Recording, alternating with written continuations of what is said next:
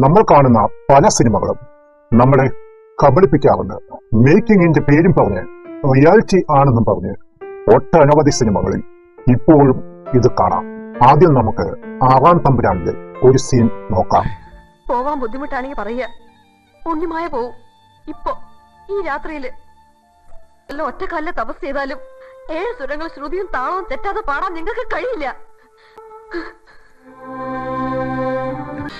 യാത്രയിൽ ഇറങ്ങിപ്പോകുന്ന മഞ്ജു വാര്യർ മോഹൻലാലിന്റെ അടുത്ത് ഹാർമോണിയം തരണം എന്ന് പറഞ്ഞു ചെല്ലുന്നു. അവിടെ നടക്കുന്ന വാക്ക് തർക്കങ്ങൾക്ക് ശേഷം ഇറങ്ങി വരുന്ന മഞ്ജു വാര്യർ ഒരു രാത്രി മുഴുവൻ ആ തർക്കം നീണ്ടു നിന്നോ, അതോ രാവിലെയാണോ ഇറങ്ങി വന്നത്?